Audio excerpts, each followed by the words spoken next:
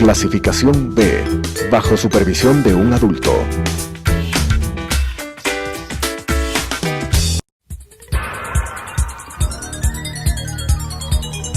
Las opiniones vertidas en este espacio por la producción y dirección del programa son de exclusiva responsabilidad de sus autores y de quienes intervienen en ellos.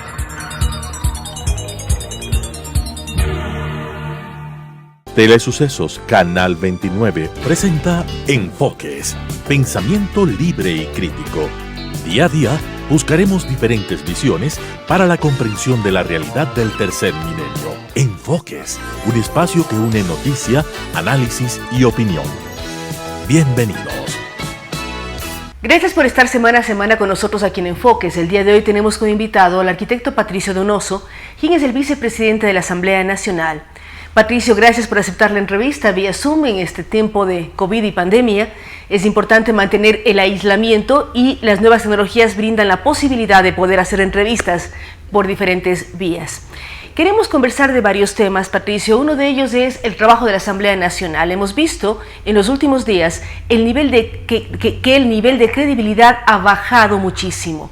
¿Qué está pasando con la imagen de la Asamblea en el país cuando ustedes están trabajando además de manera remota? Muchas gracias, Claudia, por la invitación. Buenas noches con todos los televidentes y los radioescuchas también a través de Sucesos.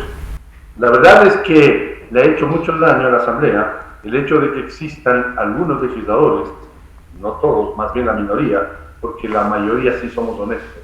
Digo que muchos legisladores, 10, 15, no sé el número, tengan serios problemas con la justicia y que la Fiscalía esté incluso investigándolos. No solamente por el caso Pedernales, no solamente por el caso de los hospitales, digamos, en general, sino por temas que son sumamente graves como el cobro de diezmos. Eso tiene que ser aclarado y depurado. Quien ha cobrado diezmos tiene que irse a su casa, y no solamente a su casa, sino a otro lado también. Y por supuesto temas de carnés de discapacitados sin serlo, o conseguidos aquellos carnés de manera fraudulenta, en fin, todo eso tiene que investigarse. Y como son, estimada Claudia, delitos de orden penal, tiene que la vindicta pública actuar en casos de orden penal, es decir, la Fiscalía General del Estado, con la investigación y la acusación correspondiente, y la justicia con la determinación de inocencia o culpabilidad. Es que ese es el proceso de orden penal. Nosotros como legisladores lo que hemos hecho es el proceso legislativo. En derecho público, Claudia, solo se puede hacer lo que está escrito. En derecho privado se puede hacer todo menos lo expresamente prohibido. Y como esto es derecho público, debemos someternos a lo que dice la ley. Y la ley establece el procedimiento una vez que ha habido denuncia. Por ejemplo, en contra del legislador Azuero, como en su momento hubo en contra del ex legislador Mendoza. Esos procesos tienen que ser calificados por el CAL una vez que se atienden los requisitos que la propia ley establece, y eso lo hicimos. El CAL, en forma rápida, aprobó el proceso que está llevándose adelante de destitución del asambleísta Azuero. Hace una semana y media, quizás dos, se aprobó o se calificó aquel proceso porque la legisladora demandante o denunciante, Amapola Naranjo, presentó su denuncia con firma y rúbrica notarizada. Por tanto, y la explicación y la argumentación inherente al caso, el CAL calificó. Ahora bien, tiene que conformarse, y eso es parte del plenario legislativo, ya no del CAL, una comisión multipartidista y tripartita, es decir, con legisladores de 3 diferentes bancadas, para que sustancien el proceso y en el plazo de máximo de 10 días presenten un informe no vinculante pero sí determinante a la Asamblea para que se resuelva desde el punto de vista legislativo, y eso es lo que estamos haciendo. Pero es la vindicta pública, la Fiscalía, la que tiene que hacer el seguimiento con las acusaciones de orden penal. Ahora bien, para contestar en forma directa a su pregunta, Claudia, hay que hacer la depuración que menester, porque los honestos somos los más. Es importante lo que Patricio señala. Son más los legisladores honestos que los que están metidos en temas de corrupción o con temas de carácter ya penal. Pero hay varias dudas, por ejemplo, el hecho de que existan asambleístas que están viviendo en México y que todavía sean asambleístas y no hayan sido reemplazados ya de manera definitiva por sus alternos. ¿Qué ocurre con estos temas? Depende ciertas cosas del CAL, otros de las comisiones, otros de diferentes espacios en la propia asamblea, pero son las notas que circulan en medios, en redes sociales, que se han convertido ahora en los espacios de debate ciudadano. De manera positiva, de manera negativa, habría que hacer otro análisis, pero ¿qué está ocurriendo con todos quienes en un momento dado se fueron hacia México y siguen fungiendo como asambleístas?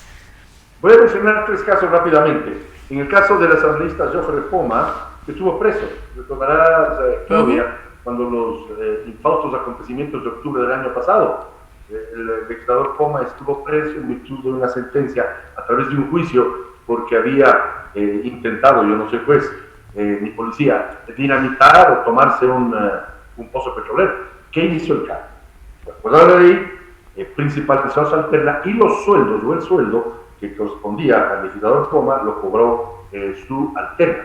Hicimos cosa igual con el legislador Mendoza, cuando todavía era legislador, ahora ya renunció radicalmente, cuando era legislador se estableció un proceso de principalización de su alterna para que ella, la legisladora Colamarco, si no me ingrato el apellido, se principalizó a fin de que ella haga el trabajo tanto en la comisión a la que corresponde o pertenece y en el plenario, pero los sueldos los cobra quien trabaja, no puede ser que quien no trabaja. El proceso seguía adelante, o sigue adelante.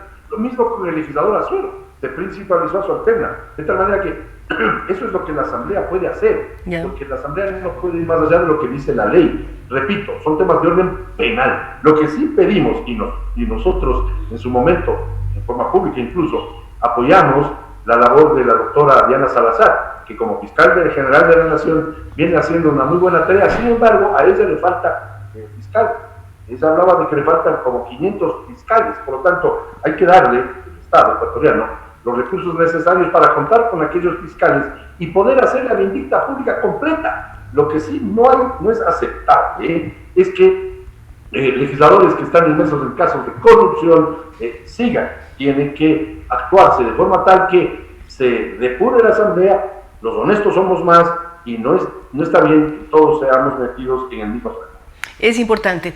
Y también se miran leyes. En las últimas semanas hemos visto que se ha discutido sobre la ley de extinción de dominio. ¿Qué significa y cómo garantizaría luchar, que esta ley permita luchar contra la corrupción y evitar que los corruptos, en base a los bienes adquiridos con dineros que provienen de la corrupción, efectivamente sigan disfrutando de estos dineros y más bien estos bienes sean devueltos al Estado? ¿Cómo trabajar, cómo apoyar esta ley tan importante? No sé si... Sí. El audio falla un poco, pero entiendo tu pregunta. Sí, el tema de la ley de extinción de dominio, sí. Sí, el audio está un poco mal, pero bueno, entendí la pregunta con respecto a la ley de extinción de dominio. Claudia, en este país hay un verdadero carnaval del testaferrismo. Hay un festival de testaferros. Nadie roba ante notario público, entonces las cosas se complican. No significa que no haya que actuar, pero claro, esos testaferros son los que en alguna parte del mundo, Ecuador o fuera, tienen esos dineros mal habidos, por supuesto, pero hay que perseguir esos dineros mal habidos, a fin de que los ladrones, llamémoslo claro como son, no solamente estén presos, no solamente que caigan bajo el rigor de la ley, sino que devuelvan lo robado. Para ello estamos, y yo apoyo estrictamente, el proyecto de ley de extinción de dominio. Esto quiere decir que debemos firmar convenios, y la ley se aprueba, y ojalá se sea, y pronto, convenios con muchos, o con todos los países del mundo, a fin de que los dineros que están en cuentas fuera del país, en el momento en que sean identificadas, puedan retornar al país. Que los bienes que han comprado con dinero mal habido, departamentos, casas, vehículos, en fin, botes, también puedan ser decomisados o comisados en virtud de la ley ecuatoriana, pero que tenemos necesariamente que contar con el apoyo internacional, porque ese festival del testaferrismo, Claudia, también será afuera, o más será afuera, se nos dicen los expertos. Sacan la plata, ponen en alguna cuenta en el extranjero a nombre de un testaferro y por supuesto el seguimiento se complica, pero hay que hacerlo. Esta ley, este proyecto de ley de extinción de dominio, es buena porque establece un mecanismo legal para poder incautar o decomisar o comisar bienes de aquellos que han delinquido. Ahora bien, hay que tener cuidado de respetar el debido proceso, pero la ley es buena. Ya se dio el primer debate, yo intervine en el primer debate, apoyé irrestrictamente ese proyecto, debe subir a la comisión en el momento que concluya el debate, a la comisión permanente correspondiente, para luego del debate en aquella comisión volver al plenario y Dios mediante aprobar la ley de institución de la. Es muy importante lo que Patricio Donoso menciona, el hecho de que los bienes puedan ser decomisados y los recursos volver al Estado, porque la preocupación de la ciudadanía es las autoridades ejercen sus funciones, hay muchas personas detenidas o enjuiciadas, pero todavía no se recuperan los bienes del Estado, es decir, acabarán su sentencia y volverán a disfrutar lo que robaron. Esta ley va a permitir esto, Patricio, cómo lograr efectivamente recaudar los bienes, que vuelvan los dineros al Estado y se reinviertan en las áreas importantes del país. Tu lectura es la correcta.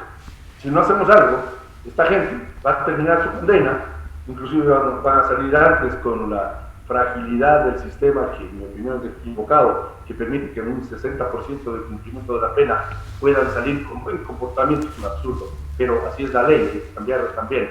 Pero bueno, esa lectura es la correcta. Lo que hay que hacer es llegar a donde están los bienes mal habidos. Departamentos, sabemos que hay departamentos en Miami, en otros lados del mundo, bienes, autos, botes de lujo, en fin. Hay que, cuentas corrientes, ¿eh? Por eso es que decía hace pocos minutos, se requieren acuerdos internacionales para ¿qué? Identificar dónde están esos dineros a través, primero, del marco jurídico que queremos entregarle al país, con la ley de extinción de dominio, y segundo, convenios que implique el poder tomar como país, de forma responsable, esos dineros para que regresen al Ecuador, porque son propiedad de todos los ecuatorianos.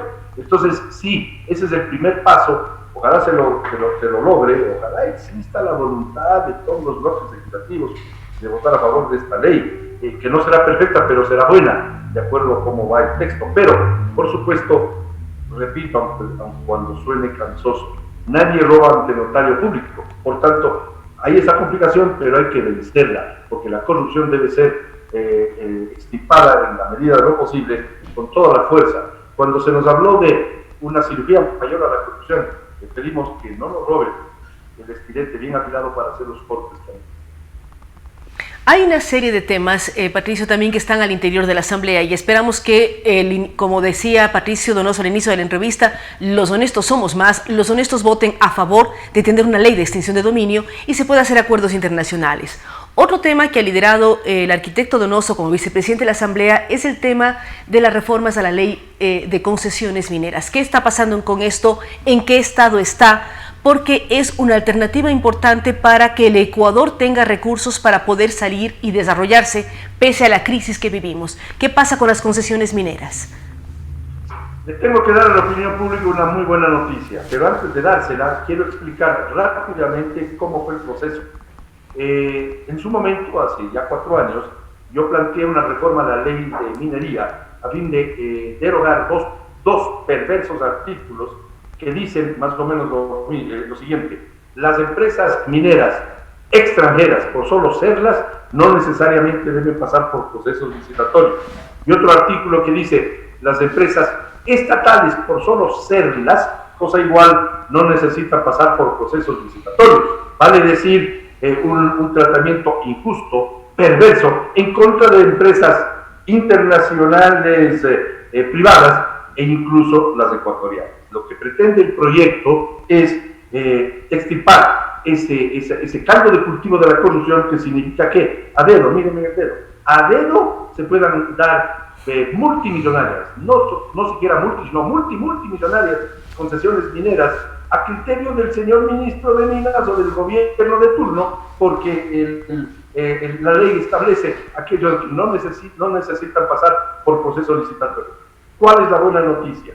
En arca abierta hasta el justo peca. La buena noticia es que el presidente de la República acaba de firmar y acaba de publicarse ya la semana pasada este proyecto de mi autoría como ley de la República. Por tanto, se eliminó de PDVSA por decir un ejemplo. Se eliminó que empresas de amiguetes de cualquier régimen puedan ganar una concesión sin participar en un concurso. Increíble, lo cual hacían o definían tres cosas muy graves. La primera, las empresas grandes internacionales con tecnología de punta dejaban de participar en los procesos licitatorios porque tenían el temor de que una vez que el proceso concluya le den a dedo al amiguete del ministro. Por tanto, eso implicaba mucho menos recursos para el Ecuador porque las ofertas no eran buenas. Segundo, no se cuidaba el medio ambiente porque esas pequeñas empresas que tenían asegurada la concesión no les importaba un pepino lo que pase con el medio ambiente y con la naturaleza en el Ecuador. Ahora, con esta ley de mi autoría que ya está en el registro oficial, pues vendrán grandes empresas que tienen tecnología de punta, que cuidan mejor el medio ambiente y también, muy importante, harán propuestas u ofertas mucho más competitivas, mucho mejores para el Ecuador. Estoy evitando con esta ley que tratemos un cáncer cuando ya la metástasis se ha dado. Estamos logrando que no se haga metástasis, que no se den los casos de corrupción. Por tanto, esta ley minera, que más que minera, es una ley de lucha contra la corrupción, que ojalá sea replicada, esta ley me refiero, en las demás áreas estratégicas, a fin de que siempre hayan concursos abiertos, participación en estos procesos de todas las empresas nacionales o extranjeras, privadas o estatales, en igualdad de condiciones. Eso es hacer una verdadera lucha contra la corrupción. He logrado esto y por supuesto el país saldrá ganando más recursos económicos para el Ecuador, multimillonarios, menos corrupción, ojalá cero corrupción, y por supuesto mejor cuidado del medio ambiente. Además, esta ley demuestra seguridad e iguales reglas para competir, es decir, tanto la empresa pública como la privada, extranjeras, compiten con las mismas reglas. No hay preferencia, como decía Patricio Donoso, a empresas públicas de gobiernos amigos o no amigos por el simple hecho de ser empresas públicas. Va a haber una competencia realmente transparente que esperamos que se mantenga en todas las áreas estratégicas y no solamente en el área minera. Para terminar, Patricio, ¿qué está pasando con el tema político? Hemos visto este fin de semana último una serie ya de candidaturas que se presentan, digamos, hasta cierto punto consolidadas para las elecciones de febrero. El Consejo Nacional Electoral llamará elecciones a mediados de septiembre. Hay una serie de dudas cuando además vemos que el contencioso electoral vuelve a la vida a ciertos movimientos políticos que aparentemente, de acuerdo a decisión de Contraloría, no deberían estar presentes en la papeleta, pero hay una serie de incertidumbres frente a lo que serán las elecciones de febrero, que van a ser convocadas ya apenas en mediados de septiembre. Concuerdo con esa opinión y ese temor, Claudia, porque es evidente que hay serias dudas con respecto al funcionamiento tanto del Consejo Nacional Electoral como del Tribunal Contencioso Electoral, que juzga el Consejo Nacional Electoral. Yo recuerdo, a manera de respuesta a tu inquietud, que hace algunos años alguien me preguntó, y creo que fuiste tú, en una entrevista por radio, cuáles son los requisitos para ser miembro del Consejo Nacional Electoral. En ese tiempo se llamaba Tribunal Supremo Electoral.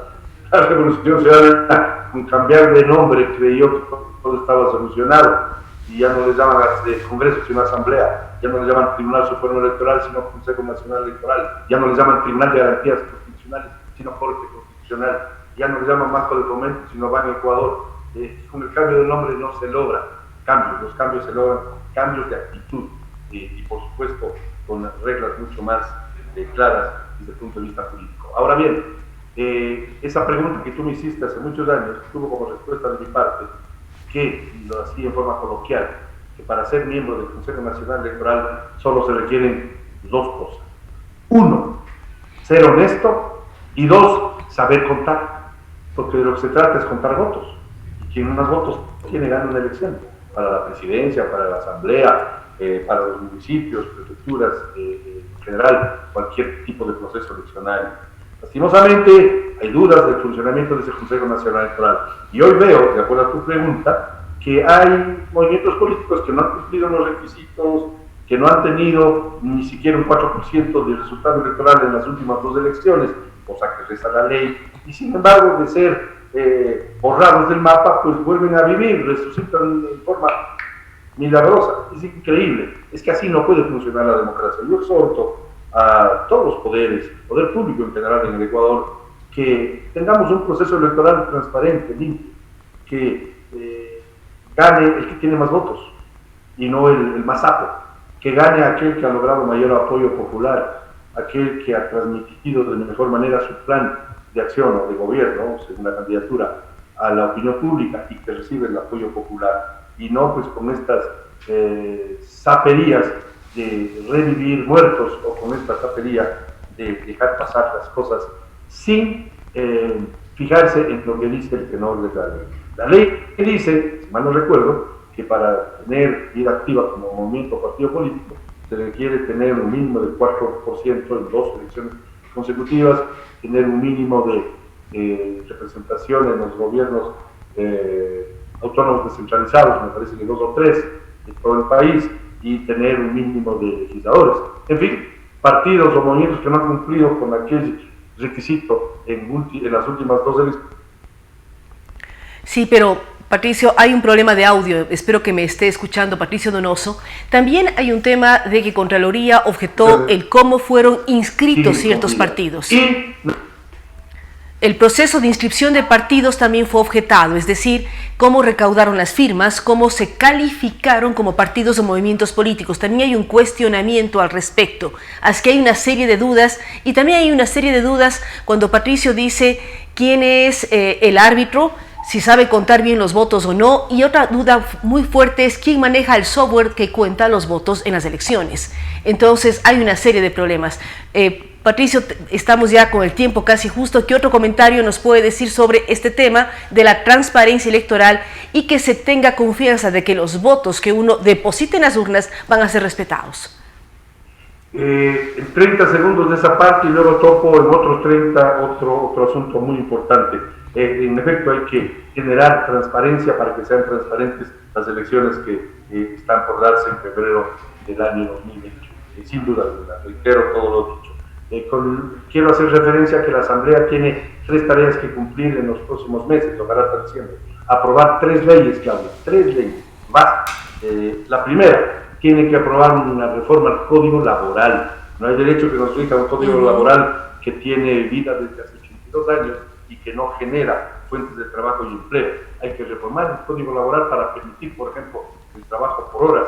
Es muy bueno para la juventud, que gana algo de dinero al trabajar y estudiar al mismo tiempo, gana dignidad y sobre todo gana la experiencia que le va a ser requerida años más tarde. Segundo, esta ley de extinción de dominio tiene que ser aprobada. Y tercero, para concluir, hay que aprobar la reforma a la ley orgánica de la función legislativa, precisamente para lograr aquellos actos de depuración a los que hicimos referencia en la primera parte de este tema. Es decir, tienen gran tarea pendiente en los próximos meses. Queremos agradecer al asambleísta Patricio Donoso, quien actualmente es el vicepresidente de la Asamblea. Con él hemos hablado de varios temas: situación de la Asamblea, la imagen de la Asamblea. Él resalta que hay más legisladores honestos que los que están involucrados en temas de corrupción. Vamos a mirar cómo la ciudadanía los evalúa también, que es muy importante. Hemos hablado también de la ley de extinción de dominio. Él habla sobre el carnaval de testaferrismo que esta ley busca evitar. Busca garantizar que cuando existen dineros mal habidos por temas de corrupción, estos puedan regresar al Estado en base a convenios internacionales, en base a detectar dónde están los dineros que robaron del Estado ecuatoriano. Además, hemos hablado sobre el tema político. Él ve con preocupación este manejo del Consejo Electoral. Vamos a esperar que demuestren transparencia y que generen la suficiente tranquilidad y eficacia para las elecciones que están por venir muy próximamente en febrero del 2021, que serán convocadas ya el próximo mes. Por último, él señala los 3 temas más importantes que están pendientes en la Asamblea. La reforma a la ley laboral. Él habla con claridad sobre la posibilidad de trabajar por horas. Cuando habla de estudiantes, no podemos dejar de mencionar el teletrabajo, más aún cuando vivimos la pandemia que se sigue prolongando en el mundo entero. Vemos rebrotes en Europa, vemos la situación de América Latina y la de Ecuador, que son graves y alarmantes. Por otra parte, él habla de la importancia de conseguir aprobar la ley de extinción de dominio y además tener la reforma a la ley orgánica legislativa. Nuevamente, gracias a Patricio Donoso y a ustedes que nos han acompañado el día de hoy. Nos vemos en una semana más. Las opiniones vertidas en este espacio por la producción y dirección del programa son de exclusiva responsabilidad de sus autores y de quienes intervienen en ellos.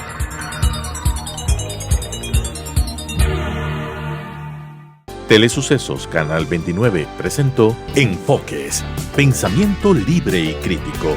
Día a día buscaremos diferentes visiones para la comprensión de la realidad del tercer milenio. Enfoques, un espacio que une noticia, análisis y opinión.